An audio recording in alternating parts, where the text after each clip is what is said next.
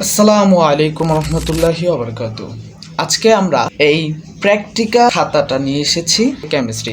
আজকে আমরা মূলত কেমিস্ট্রি খাতাটা কিভাবে লিখতে হয় নিয়মগুলো জানবো। এগুলো তোমরা প্রথমত পেন্সিল দিয়ে লিখবে এবং শেষে শিক্ষকের পরামর্শ অনুযায়ী কলম দিয়ে লিখবে। তারপরে আসো প্র্যাকটিক্যাল খাতার দিকে। প্র্যাকটিক্যাল খাতায় মূলত পরিষ্কার পরিচ্ছন্নতা একটা বড় ইস্যু। এখানে ইন্ডেক্স আমি খালি রেখেছি এবং ডেট, তারপর যত কিছুই আছে পেজ নং, এগুলো সম্পূর্ণ নির্দিষ্ট স্কুলের শিক্ষকের অনুযায়ী তোমরা এদিকে সব কিছু পূরণ করবে। তারপর পরের পৃষ্ঠায় দেখা যাচ্ছে আমি প্রথম পৃষ্ঠাটি খালি রেখেছি, কারণ প্রথম পৃষ্ঠায় লেখার জায়গা, তারপরে হচ্ছে চিত্র আঁকার জায়গা।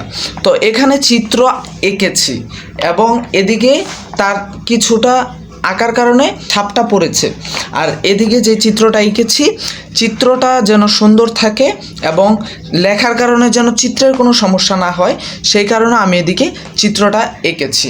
এবং মনে রাখতে হবে 1 নং চিত্রে তোমার ফিগার নাম্বার দিতে হবে 1, মানে প্রত্যেকটা জিনিস তোমাকে খেয়াল করতে হবে। এদিকে চিত্রের নাম অবশ্যই লিখতে হবে এবং চিত্রের লেবেলিং করতে হবে, সুন্দর করে চিত্রটি আঁকতে হবে পরিষ্কার পরিচ্ছন্নভাবে। এখানে ফিগার নম্বরটা অবশ্যই দিতে হবে। তারপরে হচ্ছে নেম অফ দ্য এক্সপেরিমেন্ট, তোমার এক্সপেরিমেন্টের নামটি দিতে হবে এবং ডেটটি আপেক্ষিক। এটা কিন্তু তোমার শ্রেণী শিক্ষকের পরামর্শ অনুযায়ী দিতে পারো এবং পেজ নংটা দিয়ে দিবে। তারপর তুমি তোমার সুন্দর করে যা আছে সব লিখবা। লেখার পরে এদিকে কোনো লেখা নেই, এদিকে চিত্র আঁকতে পারবা না। তারপরে যদি লেখা বাকি থাকে পরের পৃষ্ঠায় লিখবা। এদিকে নেম অফ দ্য এক্সপেরিমেন্ট, এই লেখাটার কোনো প্রয়োজন নাই এবং ডেটটা দিবা, পেজ নাম্বারটা দিবা। দেওয়ার পরে পরবর্তী পৃষ্ঠায় এই পৃষ্ঠাটা খালি রাখবা। খালি রাখার পরে এখানে লিখবা না, কি করবা, পরের পৃষ্ঠায় চলে যাবা।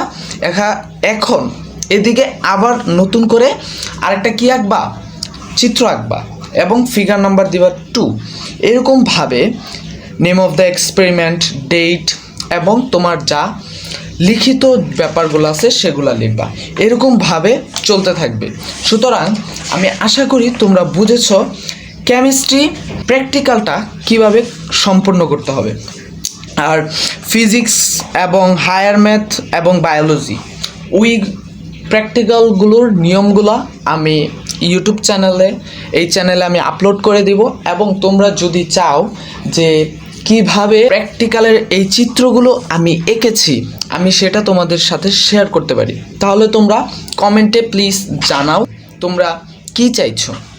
আমি কিন্তু চাইলে এরকম চিত্রগুলো যেভাবে এঁকেছি স্টেপ বাই স্টেপ তোমাদেরকে দেখিয়ে দিতে পারি যে কোন নিয়মে আঁকলে তোমরা সহজে আঁকতে পারবে এবং সহজে তাড়াতাড়ি পরীক্ষার হলে এই নিয়মগুলো অ্যাপ্লাই করে তাড়াতাড়ি আঁকতে পারবে। তো আজকে এই পর্যন্তই। সবাই ভালো থেকো, সুস্থ থেকো, টাটা।